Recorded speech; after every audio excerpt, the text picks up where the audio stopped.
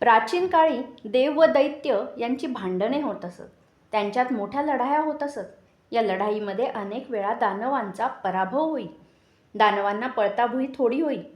एकदा असाच दोघांमध्ये मोठा संघर्ष झाला. तुंबळ युद्ध झाले. दानवांनी पराक्रमाची पराकाष्ठा केली, पण देवांपुढे त्यांचे काही चालले नाही. दानवांचा पराभव झाला. जीव वाचविण्यासाठी ते जीव घेऊन पळत सुटले. रोजच्याप्रमाणे आजही आपला पराभव झाला हे शल्य त्यांच्या मनाला लागून राहिले. आता काय करता येईल याची त्यांच्यात चर्चा सुरू झाली. देव दिवसेंदिवस अधिकच बलवान होत चालले आहेत. त्यांचा पराभव करण्यासाठी काय करावे तेच कळत नाही. दानवांचा राजा वृषपर्वा म्हणाला. त्याचा प्रधान म्हणाला, या संकटातून मार्ग काढणारा कोणीतरी गुरु आपल्याला हवा आहे. पण कोण मिळणार? देवांकडे जसा बृहस्पती आहे तसा आपल्याकडे सुद्धा कोणी गुरु असणे आवश्यक आहे.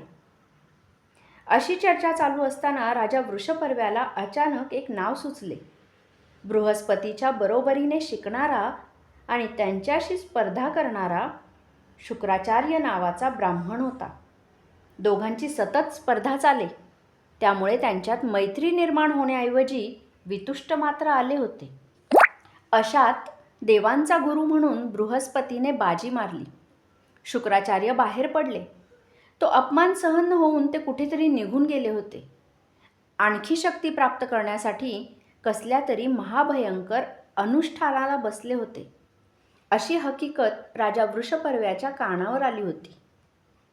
ती गोष्ट सांगून तो म्हणाला, जर आम्ही शुक्राचार्यांना शोधून काढले तर यातून काहीतरी मार्ग शोधता येईल. प्रधान म्हणाला, हे खरे आहे. महाराजांचा विचार रास्त आहे. काहीही करून आपल्याला शुक्राचार्यांना शोधून काढलेच पाहिजे. ठीक आहे, तर मग चारी बाजूने आपले दूत रवाना करतो. प्रयत्नांची पराकाष्ठा करून शुक्राचार्यांना शोधून काढायचे. त्याप्रमाणे राजाने सर्व दिशांना आपले दूत पाठविले. बरेच दिवस ही शोध मोहीम सुरू होती आणि एक दिवशी एका दूताने शुक्राचार्य सापडल्याची खबर दिली. राजा ताबडतोब शुक्राचार्यांना भेटायला त्याच्या आश्रमात गेला. शुक्राचार्यांचा आश्रम तसा साधाच होता. ते आपल्या एकुलत्या एका कन्येसोबत, देवयानीसोबत आश्रमात राहत होते. त्यांचे काही शिष्यही होते. राजाने नम्रपणे त्यांना नमस्कार केला आणि